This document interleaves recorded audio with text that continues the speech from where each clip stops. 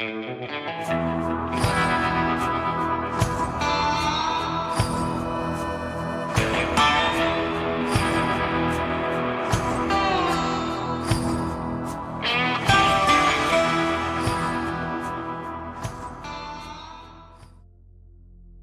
Edward S. Godfrey, a distinguished officer of the 7th Cavalry, is captured in this photograph, taken in 1876, just prior to the infamous Battle of the Little Bighorn.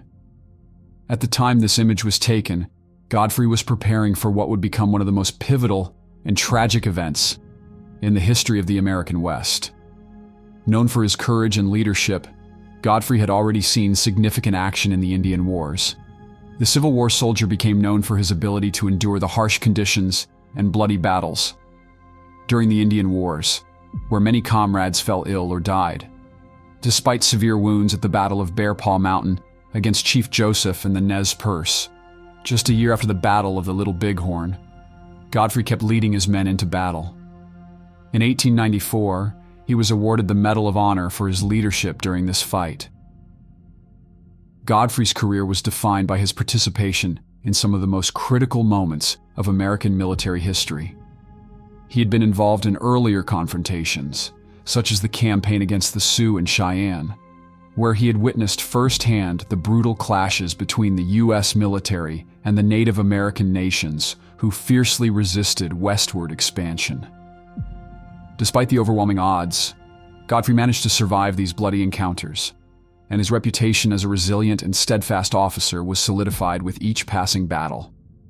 As the 7th Cavalry, under the command of Lieutenant Colonel George Armstrong Custer, prepared to confront the vast coalition of Lakota, Northern Cheyenne, and Arapaho forces at the Little Bighorn, Godfrey's thoughts turned to the ominous signs and premonitions that had been whispered among the men.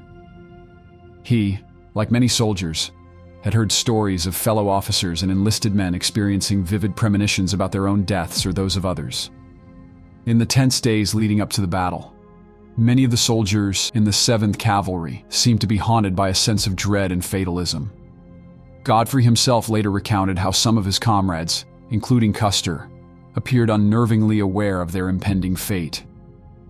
The atmosphere among the men was thick with foreboding. It was as though an invisible weight pressed down upon the soldiers, knowing that a catastrophic confrontation loomed on the horizon.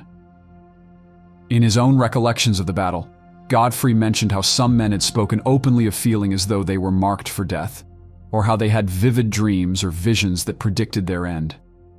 These eerie premonitions seemed to pervade the camp, but in the chaos and the fervor of battle, they were largely dismissed as mere superstition, and the soldiers pressed forward into what would prove to be their final conflict. Godfrey said of Custer in the lead-up to the battle, "This talk of his, as we called it, was considered at the time as something extraordinary for General Custer, for it was not his habit to unbosom himself to his officers. In it he showed concessions and a reliance on others. There was an indefinable something that was not Custer. His manner and tone, usually brusque and aggressive, or somewhat curt, was on this occasion conciliating and subdued. There was something akin to an appeal, as if depressed, that made a deep impression on all present. We compared watches to get the official time and separated to attend to our various duties. Lieutenants McIntosh, Wallace, and myself walked to our bivouac for some distance in silence. When Wallace remarked, 'Godfrey, I believe General Custer is going to be killed.' 'Wallace,' I replied, 'what makes you think so?' 'Because,' said he, 'I have never heard Custer talk in that way before.' Another time, when we had advanced 70 to 100 yards, Reno called out, 'Get back, men, back,' and back the whole line came. A most singular fact of this sortie was that not a man who had advanced with the lines was hit. But directly after everyone had gotten into the pits again, the one man who did not go out was shot in the head and killed instantly. The poor fellow had a premonition that he would be killed, and had so told one of his comrades. Lieutenant Godfrey, 7th Cavalry. On June 25, 1876, the 7th Cavalry made its fateful advance toward the Little Bighorn River, a river that would soon be soaked with the blood of both soldiers and native warriors. Custer's decision to divide his forces to attack a much larger enemy proved to be disastrous, and the 7th Cavalry was overwhelmed. The battle unfolded with such speed and ferocity that many of Godfrey's comrades did not have time to react or defend themselves. Lieutenant Godfrey, who was stationed with one of the more fortunate detachments, was among the few to survive that fateful day. He witnessed the horrific aftermath of the battle, as he, along with the other survivors, later came across the bodies of their fallen comrades.